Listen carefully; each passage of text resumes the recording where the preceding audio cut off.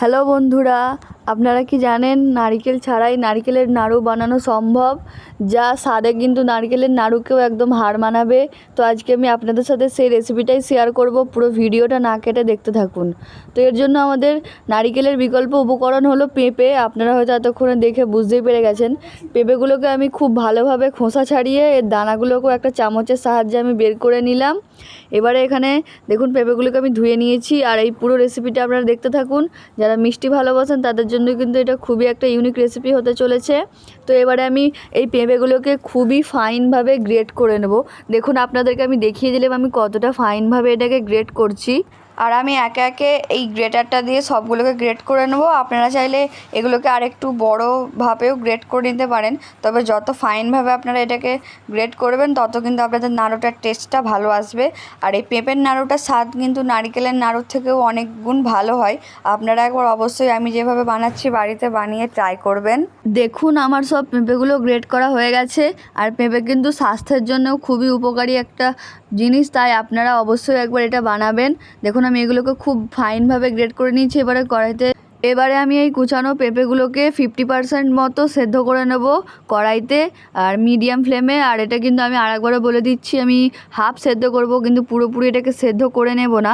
দেখুন আমি একে একে সব কড়াইতে দিয়ে দিলাম। এবারে এতে অল্প পরিমাণে জল দিয়ে আমি এটাকে সেদ্ধ করতে বসিয়ে দেব। তো দেখুন এবারে আমি এগুলোকে সেদ্ধ করতে দিয়ে দিয়েছি। এবার আমার জলটাও ফুটতে শুরু করে দিয়েছে। এটা প্রায় সেদ্ধ হয়ে এসেছে, আমি আরও কিছুক্ষণ রেখে দেব। আর এটা হচ্ছে যে আপনাদেরকে নাড়াচাড়া করতে হবে, মাঝে মাঝে একবার করে আপনারা নাড়িয়ে দেবেন। এরপরে আমি এটাকে একটা পাত্রে জল ঝরানোর জন্য তুলে রেখে দেবো। দেখুন আমি এখানে এরকম একটা ফুটোওয়ালা পাত্র নিয়েছি। দেখুন আমি তো পাত্রে এগুলোকে তুলে নিচ্ছি, আর এটার মধ্যে যেন একটুও জল না থাকে আপনাদেরকে কিন্তু সেটা দেখতে হবে। আমি তো এই পাত্রে জল ঝরিয়েই নেওয়ার জন্য রেখে দিলাম।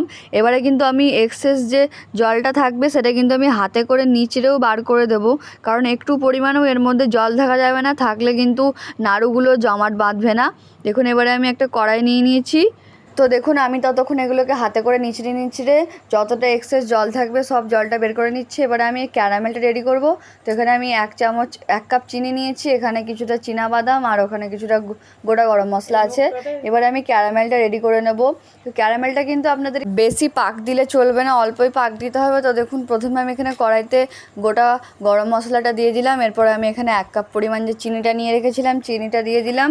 এরপরে চিনিটাকে খুব ভালোভাবে আমি মেল্ট করে নেব গরম মশলাটার সাথেই। এবারে আমি ক্যারামেলটা রেডি করে নেব। এটা আমি মিডিয়াম ফ্লেমে রেডি করছি। আর আমি আরেকবারও বলে দিলাম যে ক্যারামেলটা কিন্তু আপনাদের বেশি পাক দেওয়া যাবে না, দিলে কিন্তু এটা তেঁতো ভাব হয়ে যাবে। তো তখন আমি জল দিয়ে এবার চিনিটাকে মেল্ট করার জন্য আমি দিয়ে দিলাম। কিছুক্ষণ এটা মেল্ট হতে থাক, ততক্ষণে কিন্তু আমি সেদ্ধ পেঁপেগুলো থেকে আরেকটু পরিমাণে জল যতটা এক্সেস বেরোবে আমি আরেকবার নিচড়ে নেব ভালো করে। আর আমার কড়াইতে কিন্তু ক্যারামেলটা ওদিকে রেডি হচ্ছে। দেখুন এবারে চিনিটা কিন্তু আস্তে আস্তে গলতে শুরু করেছে।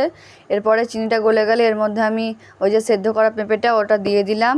পেঁপেটা দিয়ে এটাকে এবারে খুব ভালোভাবে নেড়েচেড়ে দেখুন এবারে আমি কিন্তু এখানে কুচানো চীনাবাদামটা দিয়ে দিলাম, আর এখানে অল্প পরিমাণে লবণ দিলাম। এবার এটাকে নামানোর আগে আমি কিছুটা এখানে 1 চামচ পরিমাণে গাওয়া ঘি দিয়ে দিয়েছি। ঘি দিলে কিন্তু এর স্বাদটা অসম্ভব সুন্দর আসে, আপনারাও 1 চামচ ঘি দিয়ে দেবেন। এরপরে দেখুন ঘিটা আমি ওটা অফ ক্যামেরাতে দিয়েছি, ওটা দেখাতে পারিনি। ঘিটা মেল্ট হয়ে গেলে এবারে আমি এটাকে একটা পাত্রে ঠান্ডা হওয়ার জন্য একটু রেখে দেবো। এবার এটাকে আমি হচ্ছে যে শেপ দিয়ে নেবো এই নাড়ুগুলোকে একে একে। আপনারা যদি ভিডিওটা এখনও পর্যন্ত দেখতে থাকেন তাহলে চ্যানেলটাকে সাবস্ক্রাইব করে অবশ্যই পাশে থাকবেন। আর এই ইউনিক রেসিপিটা আপনাদের কেমন লাগলো আমাকে কিন্তু অবশ্যই জানাবেন। আর আমি কিন্তু আপনাদেরকে শেষে এটা ভেঙেও দেখিয়েছি ভেতর থেকে এটা কেমন লাগছে দেখতে। তো পুরো এখনও ভিডিওটা আপনারা দেখতে থাকুন। দেখুন আমার নাড়ুগুলো কিন্তু সব রেডি, আমি সব শেপ